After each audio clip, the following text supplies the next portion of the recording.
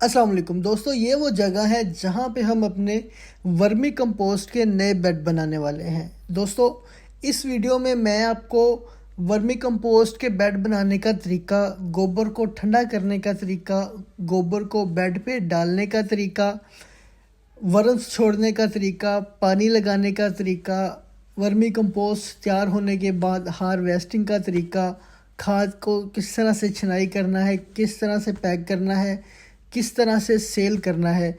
इस एक वीडियो में मैं आपको वर्मी कंपोस्ट से रिलेटेड हर तरह की मालूमात देने वाला हूँ। तो सबसे पहले आप जान लें कि वर्मी कंपोस्ट के बेडों के लिए जो जगह आपने सेलेक्ट करनी है वो दूसरी जगह से ऊंची होनी चाहिए, जहाँ पे बारिश का पानी या कोई भी पानी जमा ना हो, ताकि आपके बेड इससे ख़राब ना हो। दूसरा, उस जगह को रास्ता होना चाहिए जहाँ पे ट्राली, ट्रैक्टर, रिक्शा, गधा गाड़ी, हर तरह की जो चीज़ें हैं वो आ जा सकें। तीसरा, उस जगह पे लाइट का इंतज़ाम होना चाहिए, क्योंकि वर्मी कंपोस्ट के बेडों को पानी लगाना बहुत ज़रूरी होता है। इसके अलावा खाद की छनाई के लिए भी जो मशीन है उसकी ज़रूरत पड़ती है। इसके अलावा लाइट की भी अक्सर वर्मी कंपोस्ट के बेडों को ज़रूरत पड़ती है, जिसके बारे में मैं आपको सारी तफसील बताऊंगा। दोस्तों, ये वो जगह है जहाँ पे हमने अपने पहले वर्मी कंपोस्ट के बेड बनाए हुए थे।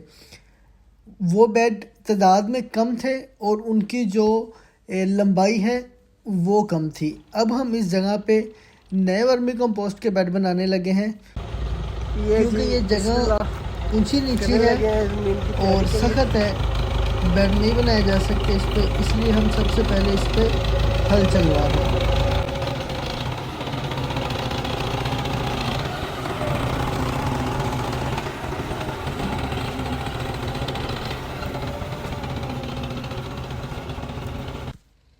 हल चलाने के बाद एक दफ़ा जो सारी ज़मीन है वो अच्छी तरह से नरम हो गई है। अब हम इसी रूसी ट्रैक्टर की मदद से इसके आगे जो ब्लेड लगा हुआ है इस जगह को अच्छी तरह से लेवल में करवा देते हैं, जितना भी पॉसिबल है।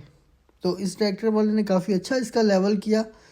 आप देख सकते हैं कि इसकी ढलवान एक साइड पे है, क्योंकि हमने जो पानी की निकासी है वो अपने जो ज़रूरी खाला है उसकी तरफ करनी थी, तो इसलिए हमने तकरीबन थोड़ी सी इसमें ढलवान रखी है।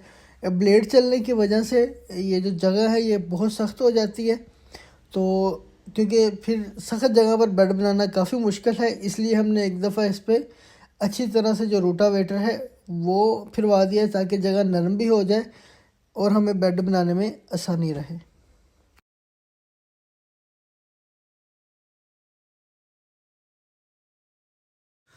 रोटावेटर से ज़मीन नरम करने के बाद अब हमने यहाँ पे बेड बनाने हैं।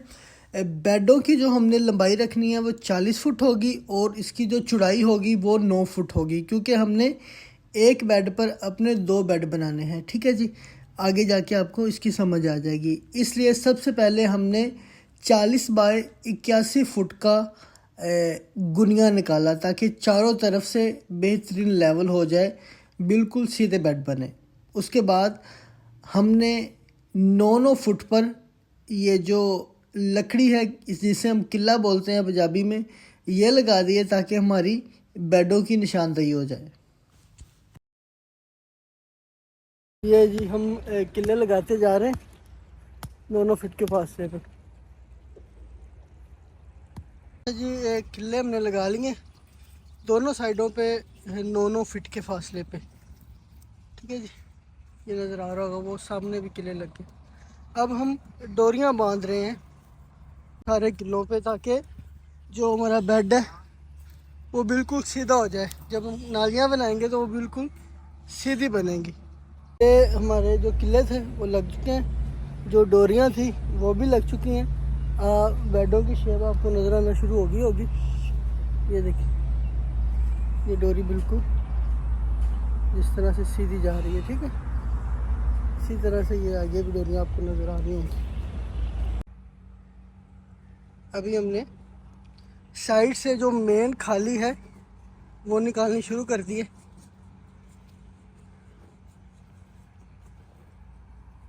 ये जो साइडों में खाली बनेगी ये बिल्कुल डोरी के साथ बिल्कुल ये मेन खाली होगी, जो इस साइड से जो पानी आएगा वो भी इसके अंदर जाएगा, ठीक है जी। और उधर भी हमारी मेन खाली बनेगी। चारों तरफ जो खाली बनेगी वो तकरीबन ये है 1 फीट चौड़ी खाली, ठीक है जी, चारों तरफ। एक साइड से हमारी बड़ी खाली बनना शुरू हो गई है और दरमियान से छोटी खाली जो तकरीबन है 6 इंच की, वो 1 फीट की है और ये 6 इंच की है। बिलाल, स्लोप का ख्याल रखना। ये देखो, इधर से कम किया उधर से ज़्यादा करो, बराबर करो, पहले एक दफ़ा ज़्यादा ना करो, नॉर्मल सी करो, बाद में फिर कर लेंगे इसको। दरमियान में फेंको मिट्टी, इधर ना फेंको। मिट्टी हम साइडों से निकाल रहे हैं, वो आपने बेड के दरमियान में फेंकवानी है, ताकि जब हम इसका स्लोप बनाएंगे इस और इस साइड का, तो उसमें फिर आपके लिए बड़ी आसानी हो जाएगी।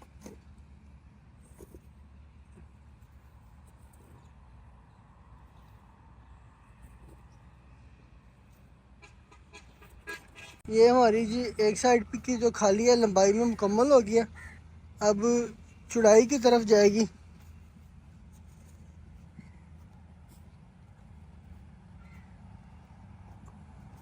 अब इस तरफ जाएगी ये खाली हमारी। यहाँ से फिर हम ये देखें, ये खाला है पीछे हमारा। जगह की सिलेक्शन में मैंने आपको बता दिया था कि पानी की जो निकासी है उसका निज़ाम आपने किस तरह रखना है। हमारी जो पानी की निकासी है वो सारी इस खाले में जाएगी, क्योंकि हमारा जो सारा स्लोप है वो इस तरफ है। तो ये देखें, अब इधर से खाली बनना शुरू हो गई है।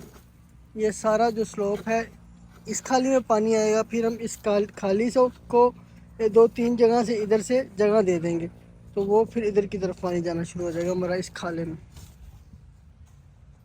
तो दरमियान में हमारी छोटी खाली जा रही है। अब ये इस खाली के साथ हम इसको अटैच कर देंगे, ताकि इस खाली का जो पानी है वो इस मेन खाली में जाएगा हमारी। ये देखें,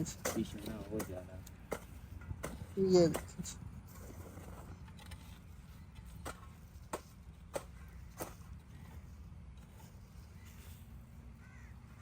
ये जी अब दूसरा बेड की जो हम खाली है वो बनवा रहे हैं।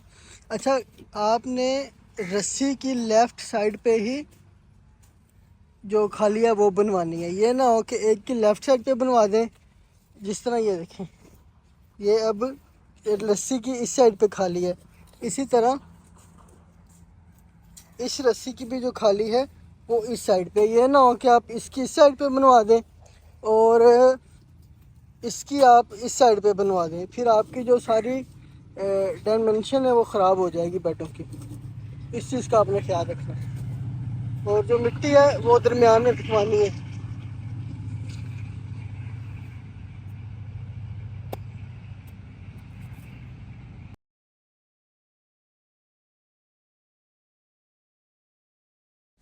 खालियाँ निकालने के बाद आपने अच्छी तरह से इन बेडों को 2-3 दिन पानी लगाना है, ताकि ये जो नरम मिट्टी है ये अच्छी तरह से बैठ जाए। इसके बाद इसकी जो ढलवान है वो हमने शुरू कर देनी है। दोस्तों, ढलवान बनाने के लिए आपने सबसे पहले ये करना है, क्योंकि हमारे जो बेड है इसकी चौड़ाई 9 फुट है, तो हमने तकरीबन 4.5 फुट के दरमियान में एक किला और लगा लेना है, जिस तरह आपको ये दरमियान में डोरी लगी नज़र आ रही है। और साइडों से जो मिट्टी है वो उठा के इस डोरी वाली जगह पर फेर देनी है। और इसके बाद फट्टी की मदद से इन बेडों पर स्लोप बना देना है। जहाँ पे हमने डोरी लगाई है उसकी राइट साइड में इस तरह से स्लोप बनाना है कि उसका पानी राइट साइड वाली खाली में जाए, और जो लेफ़्ट साइड वाला स्लोप इस तरह बनाना है कि उसका पानी लेफ़्ट साइड पे जाए। यानी कि दरमियान से हमने बिल्कुल 1 इंच ऊंचाई रखनी है, ताकि जो पानी है वो बेड के अंदर रुके ना, वो राइट और लेफ़्ट साइड की खालियों में चला जाए। जिस तरह आपको ये हमारे पुराने बेड बने हुए नज़र आ रहे हैं कि जब हम पानी लगाते हैं तो हमारा जो राइट साइड वाला बेड है इसका पानी राइट साइड वाली खाली में चला जाता है, और जो लेफ़्ट साइड वाला बेड है इसका पानी लेफ़्ट साइड वाली खाली में चला जाता है, क्योंकि हमने दरमियान से ऊंचाई और साइडों पे स्लोप रखा हुआ है।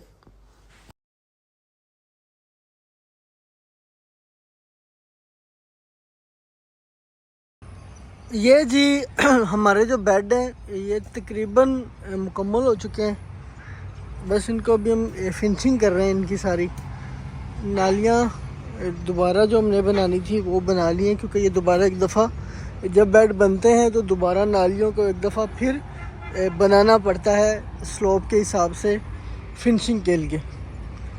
तो ये आप देख लें जी, माशाल्लाह सारे बेड हमारे रेडी हो चुके हैं। दोस्तों, वर्मी कंपोस्ट के लिए जो आपको गोबर चाहिए वो गाय का, भैंस का, जिसका भी हो, इसका कोई मसला नहीं है। वो कम से कम 15 दिन पुराना हो और ज़्यादा से ज़्यादा 25 दिन पुराना हो। 10 दिन पुराना गोबर भी आप ले सकते हैं, इशू नहीं है, लेकिन कोशिश करें कि कम से कम 15 दिन पुराना मिले और ज़्यादा से ज़्यादा 25 दिन पुराना। आपने इस हिसाब से गोबर मंगवाना है कि कम से कम हमने 1 हफ़्ता या 10 दिन गोबर को ठंडा करना है। गोबर किसी अच्छी डेयरी से लें, उसमें मिट्टी की आमेज़श ना हुई हो, साफ़ सुथरा गोबर लें और एक जगह पे ढेरी लगा लें। ढेरी इस तरह से लगाएं कि ज़्यादा से ज़्यादा आप उसको 2-2.5 फुट ऊंचाई में ले जाएं। गोबर जो ठंडा है ये मुख्तलिफ़ तरीक़ों से किया जाता है। वो जितने बेडों से आप शुरुआत करें, आप मशवरा कर लें, उसके मुताबिक मैं आपको तरीका बता दूंगा। आपने उसी हिसाब से गोबर इकट्ठा कर लेना है। गोबर को आपने रोज़ाना एक दफ़ा अच्छी तरह से पानी लगाना है। इतना पानी लगाना है कि जो गोबर है इसके अंदर से नीचे वाली साइड से पानी रस के बाहर निकलना शुरू हो जाए। ये तकरीबन 10 दिन तक लगाएं। उसके बाद गोबर के अंदर से जितनी भी गैसें हैं वो निकल जाएंगी। गोबर के अंदर से जब गैसें निकल जाती हैं तो गोबर ठंडा हो जाता है और जो तेज़ सी स्मेल हमारे नाक को चुभती है मीथेन की, वो आना बंद हो जाती है। बेड पर शापर डालने से पहले अच्छी तरह एक दफ़ा नालियों की सफाई करवा दें और बेडों के ऊपर से अच्छी तरह से एक दफ़ा झाड़ू फिरवा दें। इसके बाद बारी आती है जी शापर डालने की। शापर जो आपने लेना है वो मिल्की कलर का साइलेज वाला शापर आपको मिलेगा, जिसकी जो चौड़ाई है वो खुल के 20 फुट हो जाए। वो ये आप अपने बेडों के हिसाब से ख़रीद सकते हैं। शापर को कोई कट ना लगा हो, साफ़ सुथरा शापर हो और उसको आप अपने साइज़ के मुताबिक काट के इस तरह से बिछा दें।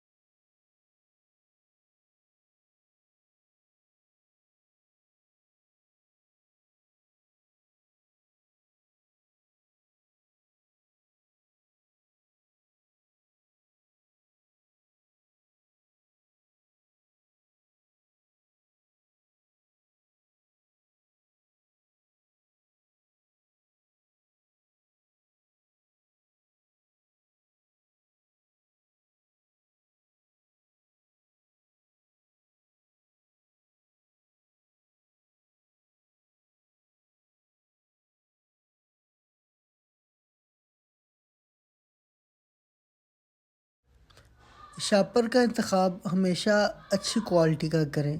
थोड़े से पैसों की बचत करेंगे तो फिर आपका नुकसान होगा। शापर बिछाने के बाद अब बारी आएगी ईंटें लगाने की। तो ईंटें लगाने का तरीका मैं आपको बताता हूँ।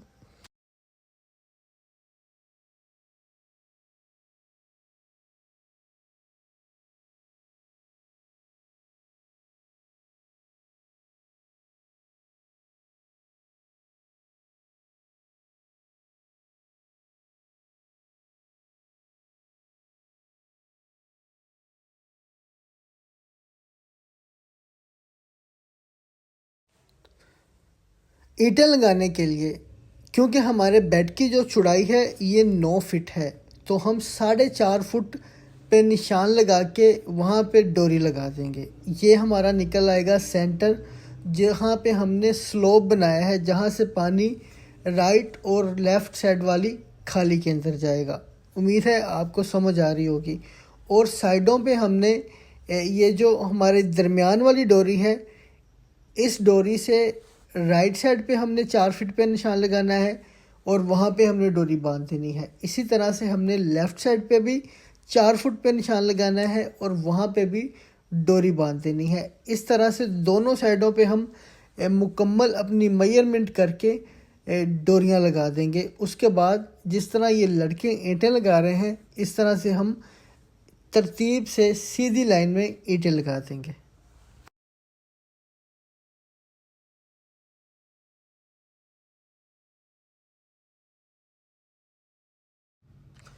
मुकम्मल ईंटें लगने के बाद अल्हम्दुलिल्लाह आप देख सकते हैं कि हमारे जो सारे बेड हैं ये कंप्लीट हो चुके हैं। ये जो आपको लेफ़्ट साइड पे ढेरियाँ नज़र आ रही हैं, ये वर्मी कंपोस्ट की सेग्रीगेशन है, जिसमें हम वर्म्स को वर्मी कंपोस्ट से अलहदा करते हैं। इस पर भी मैं एक तफसीली वीडियो बनाऊंगा इंशाल्लाह। क्योंकि हमारे बेड तैयार हो चुके हैं, अब अगला मरहला है बेडों पे गोबर डालने का। गोबर डालने से एक दिन पहले हम गोबर को अच्छी तरह से पलटी दे देते हैं। पलटी देने का मकसद ये है कि अगर गोबर के अंदर हमें महसूस हो कि अभी भी गैसें मौजूद हैं, तो हम मज़ीद 2 दिन उसको और पानी लगा देते हैं। लेकिन अगर हम फील करें कि अभी गोबर बिल्कुल ठंडा है, इसमें किसी किस्म की कोई भी गैस नहीं है, तो उससे अगले दिन हम लेबर लगा देते हैं, जो गोबर को बेडों में भरना शुरू कर देते हैं। दोस्तों, लेबर का ख्याल रखें कि लेबर हमेशा एक ही रखें। जिनको आप पहली दफ़ा ये काम सिखाएं, अगली दफ़ा भी उन्हीं को बुलाएं और इनके साथ हमेशा ठेका करें। क्योंकि अगर आप ठेका नहीं करेंगे तो जो 1 दिन का काम है वो आपका 3 दिन के अंदर होगा, और अगर आप ठेका कर लेंगे तो आपका 3 दिन का काम 1 दिन के अंदर हो जाएगा।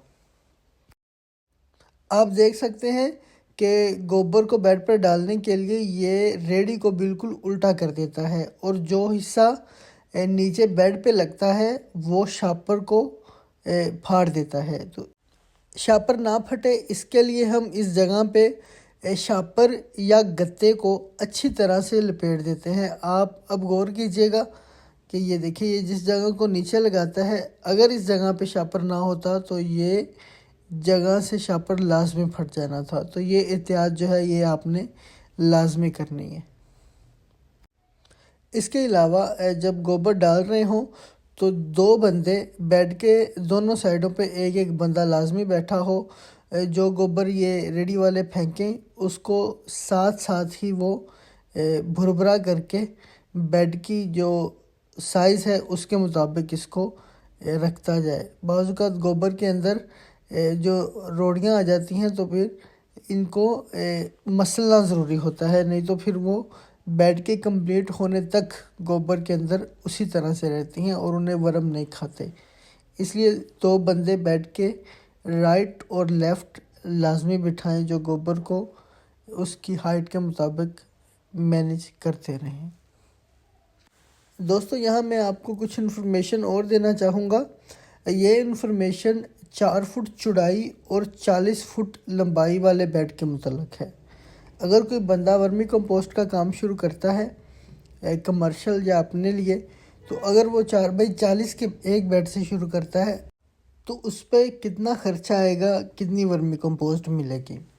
दोस्तों, 4 बाई 40 के एक बेड पे तकरीबन आधी जो ट्राली है वो गोबर की डलती है, जिसका वज़न तकरीबन 1.5 से 2 टन के दरमियान होता है।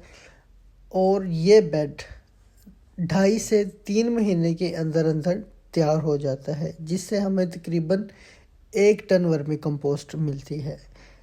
जो वर्मी कंपोस्ट की प्राइस है वो इस टाइम तकरीबन होलसेल रेट पे 50 रुपये किलो है, लेकिन लोग इसकी ब्रांडिंग करके इसको 150 रुपये किलो से लेके 300 रुपये या इससे भी ज़्यादा किलो पर फ़रोख्त कर रहे हैं। वो आप पे डिपेंड करता है कि आप इसको किस तरह से सेल करते हैं। दोस्तों, अब हम बात करते हैं कि जो रेड विगलर है वो बेड पर कितने डालने चाहिए। जो रेड विगलर है वो हमेशा कल्चर ख़रीदें, गिनती के हिसाब से ना ख़रीदें, क्योंकि उसमें सिर्फ मोटे मोटे वर्म्स आपको मिलेंगे, ना तो उसमें अंडे होंगे ना बच्चे होंगे। एक बात याद रखिएगा कि जितने आप वर्म्स गिन कर लेंगे, इतने वर्म्स ठीक 15 से 20 दिन के बाद जो कल्चर होता है उसके अंडों से निकल आते हैं। कल्चर वाले जो वर्म्स होते हैं, ये मतलब इसमें एक पूरा सर्कल चलता है। जिस तरह से उसमें अंडे भी होते हैं, बच्चे भी होते हैं, अडल्ट भी होते हैं। तो जैसे ही आप बेड पे डालते हैं तो जो अडल्ट हैं वो फ़ौरन मीटिंग शुरू कर देते हैं और वो अंडे देना शुरू कर देते हैं। जो इसमें बच्चे जाते हैं वो जवान होना शुरू कर देते हैं, और जो इसमें अंडे जाते हैं वो जो बच्चों के जवान होने से पहले पहले उसके अंदर से नए बच्चे निकल आते हैं। इस तरह से एक बेड के अंदर मुकम्मल एक सर्कल चलता है, तो जिससे वर्म्स की तादाद ज़्यादा हो जाती है और जो आपका बेड है वो भी अपने मुकम्मल टाइम पे पूरा हो जाता है। अगर उसमें एक गिनती के हिसाब से वर्म डाले जाएं तो हमने तो यही नोट किया है कि उसमें फिर जो एक तो वर्म्स कम निकलते हैं, दूसरा जो हमारी टाइमिंग है जैसे 2.5 से 3 महीने, उसमें में भी ज़्यादती हो जाती है और टाइम ज़्यादा हो जाता है। उसमें वक्त के साथ बेड कंप्लीट नहीं होता। रेड विगलर्स की जो प्राइस है वो इस टाइम जो चल रही है वो 3,000 रुपये किलो कल्चर है। ये वक्त के साथ कम या ज़्यादा हो सकती है। अच्छा, अब हम बात करते हैं कि अगर कोई बंदा 4x40 के एक बेड से शुरू करता है तो 1 साल के अंदर अंदर उसके पास जो वर्मी कंपोस्ट के बेड हैं उनकी तादाद कितनी होगी। फ़र्ज़ करें कि 3 महीने के बाद आपका जो बेड है ये कंप्लीट हो रहा है, तो एक बेड शुरू करने के बाद जब 3 महीने होंगे तो आपके पास 2 बेड होंगे, क्योंकि डबल हो जाएंगे आपके जो वर्म्स हैं। इसी तरह 6 महीने के बाद आपके पास 4, और 9 महीने के बाद आपके पास 8, और 1 साल के बाद आपके पास 16 बेड होंगे। ये मैंने बिल्कुल जो नॉर्मल कैलकुलेशन है वो आपको बताई है, हालांकि जो मैंने आपको बताया है इससे डबल बेड हो जाते हैं 1 साल के अंदर अंदर बिल्कुल इजीली। अगर आप इसमें मेहनत करें, पानी का ख्याल रखें, वर्मी कंपोस्ट के बेडों को पानी रोज़ाना लगाया जाता है। गर्मियों में बाज़ात जून, जुलाई, अगस्त, इसमें 2 दफ़ा भी पानी लगाने की ज़रूरत पड़ जाती है। अगर आपके पास शेड वाला एरिया है, छाँव वाला एरिया है तो सबसे बेस्ट है। अगर आपके पास नहीं है तो आप धूप वाली जगह पर भी वर्मी कंपोस्ट का काम कर सकते हैं, कोई इशू नहीं है।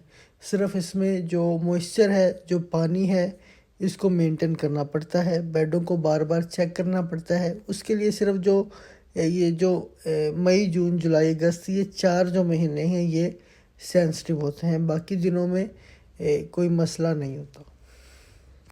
दोस्तों, जब बेडों पर गोबर डाल दिया जाता है तो उसके बाद अगला मरहला आता है बेडों की सफाई का, क्योंकि जब हम गोबर डालते हैं तो जो दरमियान वाली नालियां हैं इसमें भी गोबर जमा हो जाता है, इसको भी निकालना पड़ता है। और जो दोनों बेडों के दरमियान वाली जो ईंटों की लाइन लगी हुई है इस पर भी गोबर जमा हो जाता है, इसको भी ये देखिए जिस तरह ये लड़का साफ़ कर रहा है इस तरह साफ़ करना पड़ता है। दोनों बेडों पर ये गोबर बराबर मिकदार में डाल दिया जाता है।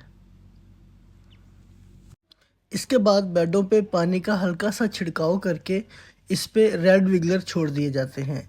रेड विगलर बेड की लंबाई को मद्देनज़र रखते हुए डाले जाते हैं। अगर बेड की लंबाई 10 फुट हो तो 10 किलो, अगर 40 फुट हो तो 40 किलो। हमारे बेडों की लंबाई 40 फुट है तो हम इस पे जो 40 किलो रेड विगलर हैं वो डाल देंगे। अगर आप पहली दफ़ा बेड बना रहे हैं तो कभी भी सारे विगलर एक साथ ना छोड़ें, बल्कि इसके लिए एक टेस्ट किया जाता है जिसमें अगर आपके पास 40 फुट का बेड है तो आप 10-10 फीट के फासले पे 2-2 मुट्ठियाँ भरकर विगलर छोड़ दें और उनका तकरीबन आधे घंटे तक मुआयना करें। अगर विगलर अंदर जाकर वापस ना आए, इसका मतलब है कि आपके गोबर में गैसें नहीं हैं, आप बाकी के तमाम विगलर इसमें डाल सकते हैं। अगर आपको लगे कि जो वर्म्स हैं वो अंदर जाके वापस आ रहे हैं तो इसका मतलब है आपके जो बेड है इसमें गैसें हैं, आप मेरे साथ रब्ता कर सकते हैं। विगलर डालने के बाद दूसरे दिन हम उसके ऊपर पराली या जो ग्रीन शीट है ये डाल देते हैं। आपके पास जो भी चीज़ है, ये पराली है या ग्रीन शीट है, आप मेरे साथ मशवरा करके वो डाल सकते हैं। इसके बाद रोज़ाना जो बेड हैं इनको पानी लगाया जाता है। गर्मियों में बाज़ का 2 दफ़ा भी लगाना पड़ता है, सर्दियों में 1 दफ़ा लगाया जाता है। दोस्तों 35 दिन के बाद पहली हार्वेस्टिंग की जाती है। ठीक है जी। हार्वेस्टिंग का तरीका ये है कि आपने बेडों से सुबह के टाइम 8 बजे पराली उतार देनी है। तकरीबन 1 घंटा बेडों को अच्छी तरह से धूप लगने दें। धूप लगने की वजह से जो वर्म्स हैं वो नीचे चले जाएंगे। उसके बाद ये आपको पंजा नज़र आ रहा है, जो लड़का बेड के ऊपर कुरेदा इसे हम कहते हैं, ये बेड को अच्छी तरह से कुरेद देना है आपने ऊपर से तकरीबन 3-3, 4-4 इंच की लेयर को अच्छी तरह से, और इसको भी आपने 10 से 15 मिनट के लिए छोड़ देना है, ताकि इसके ऊपर अगर कोई विगलर रह गया है तो वो कुरेदने की वजह से और धूप लगने की वजह से वो भी बेड के अंदर चला जाए। दोस्तों हार्वेस्टिंग करने से पहले आपने बेडों के पानी को बंद कर देना है। तकरीबन 5 दिन आपने पानी नहीं लगाना। इसके बाद आपने हार्वेस्टिंग शुरू करनी है।